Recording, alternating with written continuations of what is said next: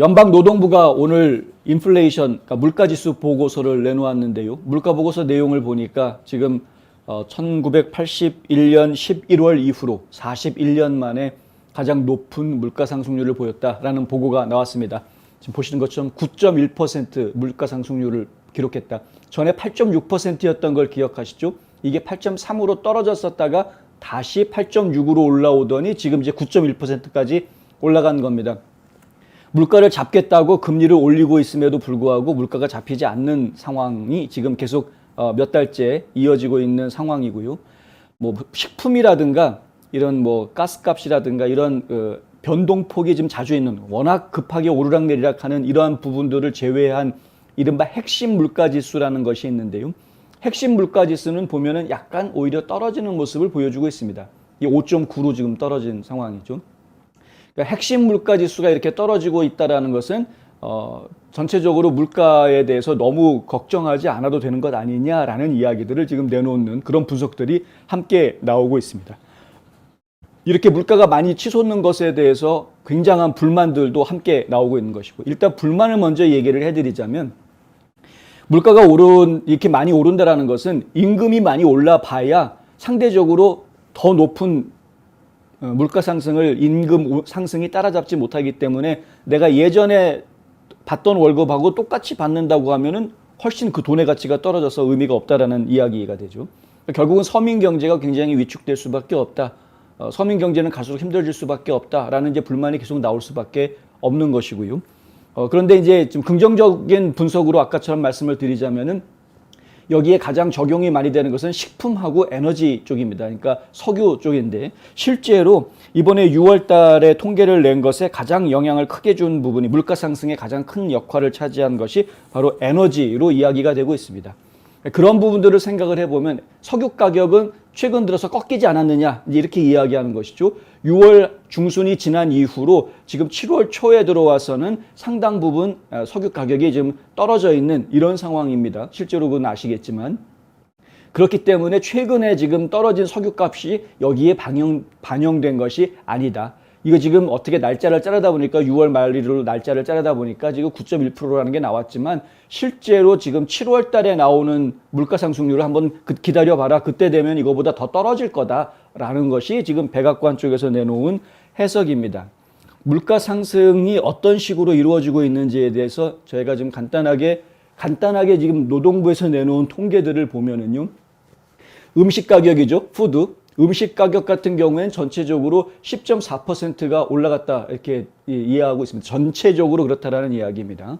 음식 가격이 10% 정도 올라갔다라는 이야기는 어떤 품목은 그거보다 훨씬 더 올라갈 수도 있다라는 이야기이죠. 예를 들어서 쇠고기는 8.2%, 돼지고기 9%지만 닭고기는 18.6%가 올라갔습니다.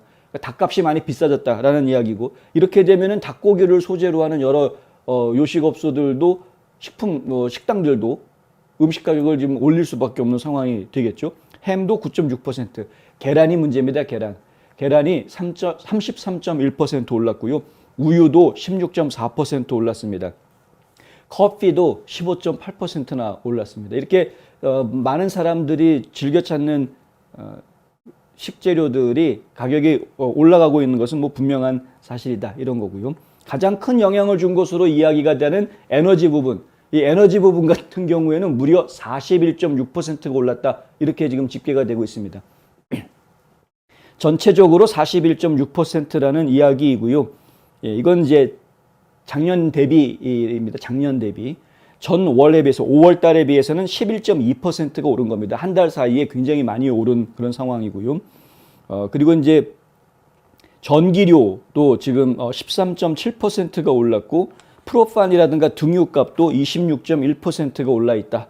뭐 이런 상황들입니다. 이제 석유 가격이 올라간다라고 이야기하면 미국에서는 뭐 차 없이 살기 힘든 생활을 해야 되기 때문에 실제로 우리가 느끼는 체감 경제에 굉장히 큰 타격을 주는 거죠. 뭐 많이들 이미 얘기를 많이 우리가 해왔습니다만은, 한번 주유할 때 예전에 뭐 20불, 트럼프 시절에는 30불도 안 들었던 가스통이 지금은 거의 뭐 100불 가까이 넣어야 가득 채울 수 있는 이런 상황이기 때문에 하여튼 우리가 피부로 느낄 수밖에 없는 그런 부분이 되는 것이고요.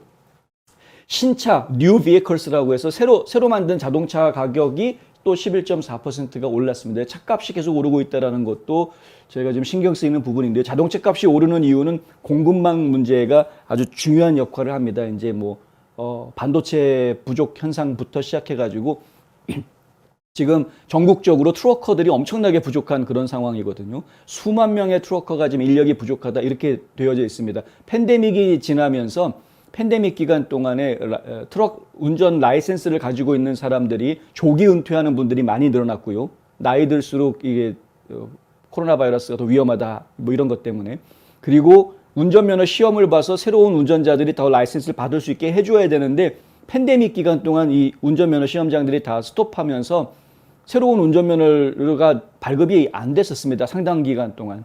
그러니까 인력은 줄어드는데 인력 충원이 제대로 되지 않는 이런 문제가 생기면서 전국적으로 지금 수만 명의 트럭커가 모자란 상황이다 보니까 이런 물류 유통 문제하고 공급망 문제, 그러니까 부품이 제대로 공급이 안 돼주는 공급망 문제까지 겹치면서 중고차 가격도 올라갔었고 지금 뭐 신차 가격도 올라가는 그런 모습을 보여주고 있습니다. 그리고 지금 그것 외에도 우리 중요하게 생각하는 부분이 바로 이 쉘터, 주거 비용인데요. 주거 비용도 5.6% 지금 전체적으로 상승하고 있다. 근데 주거 비용 전체 5.6% 중에서도 임대비에 해당하는 부분은 한 5.8% 정도 더 올라가는 거로 그렇게 지금 나와 있습니다. 그러니까 지금은 집값도 집값이지만은 임대비, 렌트 하시는 분들이 예전보다는 굉장히 많은 돈을 내고 렌트를 해야 되는 뭐 이런 상황이 지금 처해져 있다. 렌트 가격이 올라가는 이유는 신규 주택 건설이 주춤하고 있기 때문에 그렇습니다. 지금 이제 고정금리를, 기준금리를 계속 올리기 때문에 은행에서도 주택담보대출해주는 모기지 이자를 같이 올릴 수밖에 없는 상황이 되고요. 주택담보 모기지 이자가 계속 올라가니까 집을 사겠다라는 사람들 숫자가 줄어들 수밖에 없는 거죠. 이제 위축될 수밖에 없죠. 사겠다라는 의욕이 꺾였으니까. 이자가 너무 비싸서. 그것 때문에 결국에는 사겠다는 사람이 줄어드는데 굳이 이 비싼 인건비도 비싸고 재료비도 비싸고 한번 재료 주문해도 뭐 몇 달씩 기다려야 재료가 오고 뭐 이런 상황에서 집을 지금 져야 되느냐 해가지고 건축업자들이 지금 주춤하고 있는, 신규 주택이 공급이 막히다 보니까 렌트 시장 쪽이 오히려 지금 더 가격이 올라가는 뭐 이런 지금 상황으로 이해를 하고 있습니다. 이것이 이제 주식 시장에도 상당히 안 좋은 영향을 미칠 수밖에 없었겠죠. 그러니까 지금 이제 인플레이션이 있다라는 보고가 나오고 나서, 사실 이제 정식 발표는 오늘 있었습니다만은 어제부터 이미 이제 굉장히 높은 인플레이션이 보고가 될 거다 뭐 이런 보도들이 미리 나오면서, 정확하지 않은 가짜 뉴스긴 했었습니다만은 어쨌든 그러면서 좀 주식시장에 어제부터 타격을 많이 받았고요. 뭐 다우존스도 굉장히 많이 300포인트 이상 떨어졌다, 뭐 S&P도 떨어졌다, 뭐 다 떨어졌다라는 이야기들이 나옵니다. 대신에 국채 시장은 전반적으로 상승한다. 이제 장기적으로 10년 국채 이런 장기적인 안목으로 투자하시는 분들이 주식 시장에서 채권 시장으로 이제 옮겨가는 그런 모습들을 지금 계속 보여주고 있다라는 이야기고요. 지금 중요하게 저희가 이야기해야 되는 부분은 이런 물가 인상도 인상이지만은 연준의 대응입니다. 이제 7월 27일 수요일 날 연준에서 기준금리를 얼마를 올릴지 발표를 하게 돼 있는데, 그날 이제 FOMC 회의 끝나고 나면 발표가 나올 텐데요. 지금 0.5에서 0.75 사이 인상을 할 것이다. 그렇지만 0.75가 될 것 같다. 뭐 이런 이야기들이 계속 있어 왔었습니다. 그랬는데 지금 물가 상승률이 이렇게 될 것이다라는 발표가 나온 이후에 연준의 예상치가 지금 달라지고 있습니다. 이건 저희한테 굉장히 중요한 것일 것 같습니다. 지금 현재 연준에서 그 기준금리의 목적지를 어떻게 잡고 있냐면은 1.5에서 1.75% 정도 사이로 잡고 있습니다. 그러니까 1.5에서 1.75% 사이에 금리가 형성이 되게끔 지금 조정을 해놓고 있는 상황이죠. 이 상황에서 지금 0.5를 올리느냐 0.75를 올리느냐가 이야기가 되고 있었는데, 오늘 인플레이션 이 보고서가 나온 다음에 아예 그냥 75 베이시스 포인트, 그러니까 0.75% 올리겠다라는 이야기가 지금 나오고 있고요. 아예 100 베이시스 포인트를 올리자, 1%를 올리자라는 이야기가 지금 함께 나오고 있는 상황입니다. 0.5% 올리자라는 얘기는 아예 없어져 버렸습니다. 지금 그 얘기가 여기에 이 표에 나와 있는 내용인데요. 지금 빨간색으로 박스해 놓은 것이 바로 오늘 조사한 내용이다 이거죠. 0.25% 올리자라는 사람 0%입니다. 0.5% 올리자라는 사람도 0%입니다. 근데 지금 0.75%를 올리자라고 이야기하는 사람이 50%를 넘어섰습니다. 그래서 0.75가 아니라 1%를 올리자라는 사람도 지금 40%를 넘긴 상황입니다.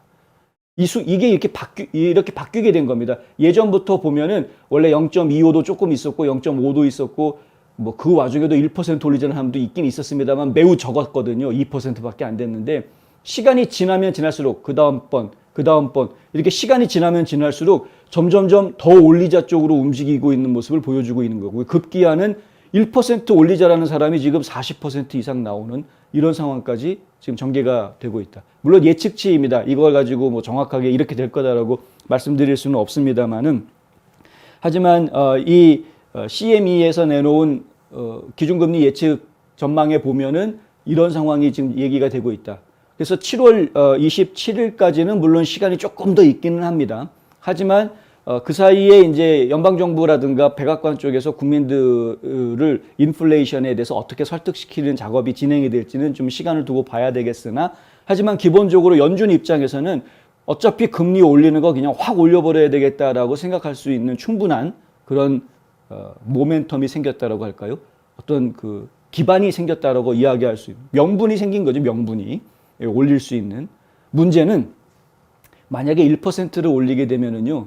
그러면 지금 2.5에서 2.75% 기준금리가 그렇게 갑자기 확 올라가게 되는데 한국 같은 경우에는 지금 한국은행이 설정해 놓은 기준금리 요번에 빅스텝 해가지고 0.5% 올렸다고 발표가 최근에 나왔는데 그렇게 해도 만약에 미국에서 1% 올려버리면 금리 역전 현상이 생길 수밖에 없습니다.